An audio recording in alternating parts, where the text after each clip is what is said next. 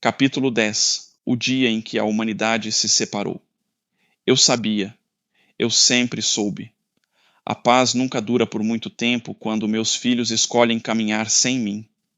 Vi Noé e seus descendentes prosperarem, vi as famílias se multiplicando, os campos sendo cultivados, as cidades sendo erguidas.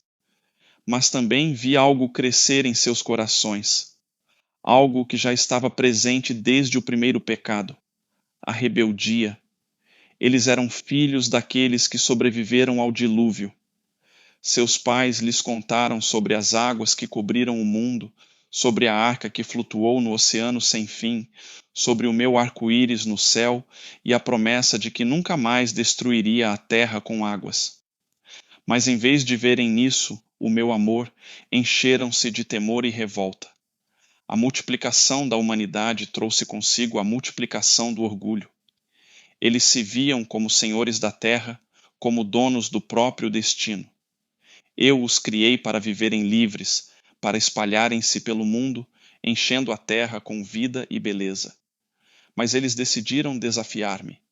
Falaram entre si: não vamos nos espalhar, não vamos nos separar. Vamos construir uma cidade e uma torre que chegue até os céus. Vamos tornar nosso nome grandioso para que ninguém nos disperse. E assim começaram a erguer a torre. Eu os observei em silêncio.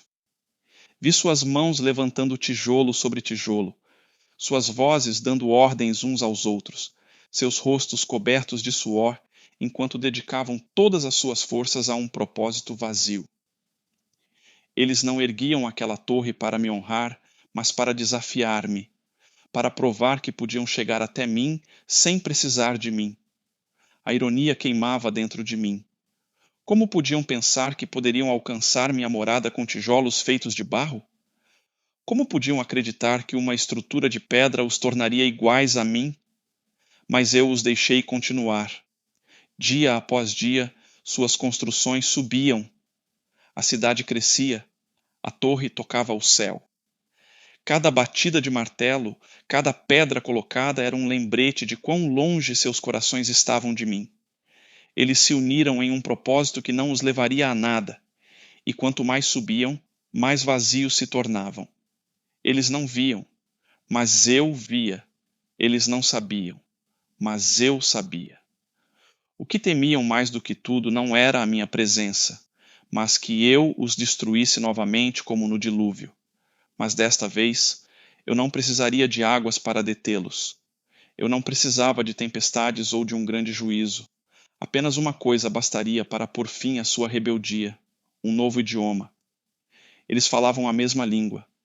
Suas palavras eram as mesmas, seus pensamentos eram compartilhados sem esforço.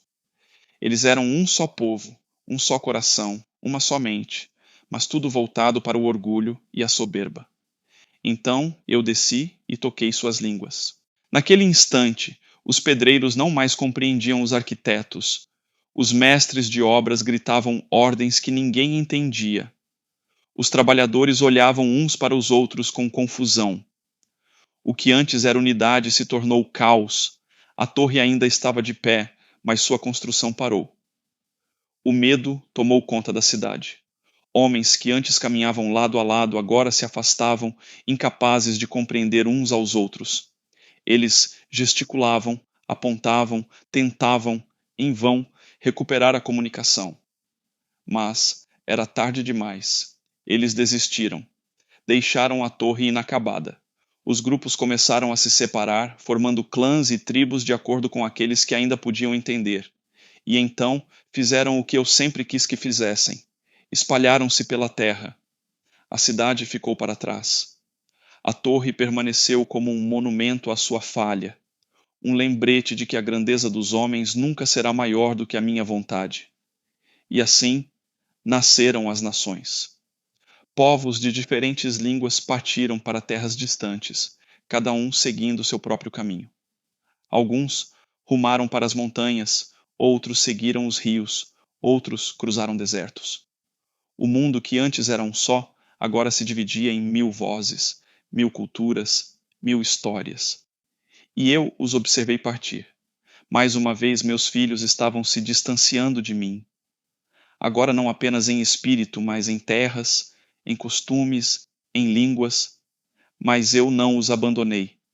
Eu visitei cada pequeno grupo.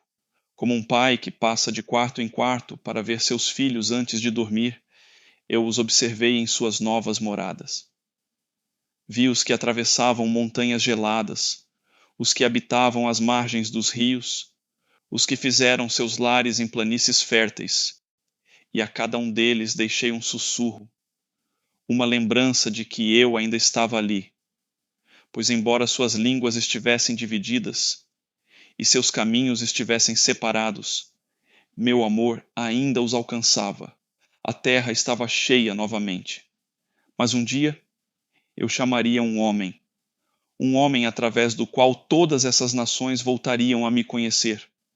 Mas essa já é outra história.